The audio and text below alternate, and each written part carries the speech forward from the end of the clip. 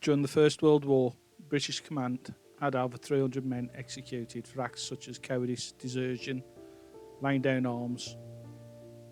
Not all of this was true. In fact, most of it wasn't. PTSD hadn't been diagnosed then. Shell shock had. Autism, learning difficulties hadn't been diagnosed. Folly of youth, joining up just to try and do a bit for king and country. It was all so different when they got there. Bombs, shell fire, all sorts. Not everyone that was executed deserved it. Throughout this video, the names that are passing on the screen are of the 306 men who were pardoned posthumously. All were taken out at dawn, tied to a post, and then shot. The story of a few, if I have time. We'll start with Sergeant Joe Stones. He stood at just 5'2" tall, and he was promoted over heads of stronger men because of his acknowledged bravery and leadership qualities. Time and again, he led barbed wire parties out into no man's land, risking his life while caring for the men in his charge. But he was executed for casting away his arms in one of the most bizarre tragedies of the war. Stones, aged 25, of the 19th Durham Light Infantry, had been in the trenches in northern France for a year when, one cold morning in January 1917, he went on patrol with his commanding officer. The men were ambushed by Germans and the officer was killed, but Stones couldn't return fire because he had not removed the protective cover from the breech of his rifle. The young sergeant turned and ran, but had the presence of mind to wedge his rifle across the narrow trench to slow the Germans. He reached his comrades in the rear shouting, "The Hun are upon us," and gave them enough time to escape. However, he was charged with casting away his arms, and two corporals, John MacDonald and Peter Goggins, were also charged with quitting their posts as they made for their escape. At Stone's court-martial, one of the officers, Lieutenant J. Ryder, wrote, "I have personally been out with him in no man's land and always found him keen to be bold. In the trenches, he never showed the least sign of funk.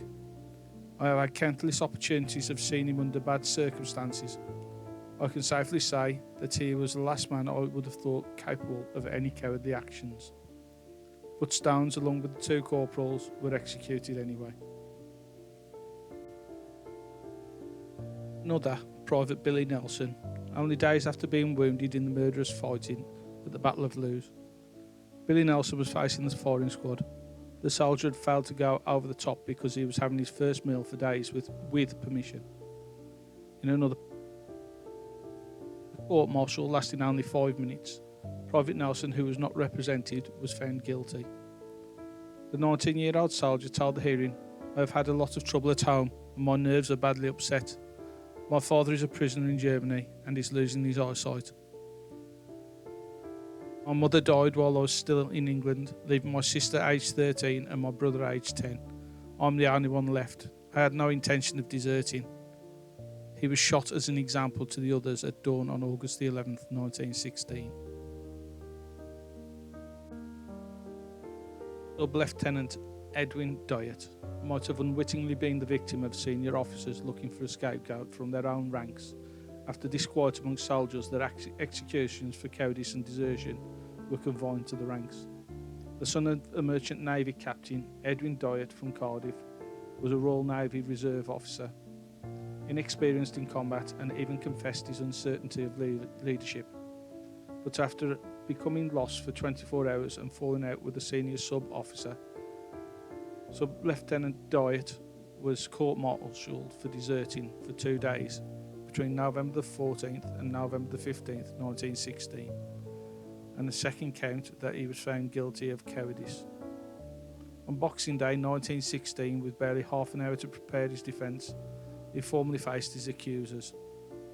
He was shot on the 4th of January 1917 without giving chance of appeal. Private Abraham Bevarstein was one of 250,000 British soldiers who gave a false age to join up and enlist into the 11th Battalion of the Middlesex Regiment, aged 16. But after only a month in the front line, the teenager suffered shell shock after a grenade exploded next to him, and he went to the rear to seek help. After being told by a medical officer that he was fit to return to the fighting, Private Bevarstein, a Jew from the East End of London, wandered off and was arrested for desertion. In a letter to his mother, he wrote, "We were in the trenches and I was so ill, so I went out and they took me to prison, and I'm in a bit of trouble now and won't get any money for a long time." The family had not known that the teenager had joined up until he came home in uniforms. A few months later, they received a telegram telling them that Private Bevarstein had been sentenced to death for desertion and shot on March 20th, 1916. Here we are at the monument. You'll see that there is a post erected for every single soldier that was shot there. 306 posts. Dawn, the soldier was taken out, his hands tied behind his back around the post, a blindfold placed around his eyes, and a white piece of paper or material placed across his heart. In front of him would stand a firing squad of 6 of his colleagues, his comrades, his brothers in arms. When given the order, they would fire, all aiming at the white square.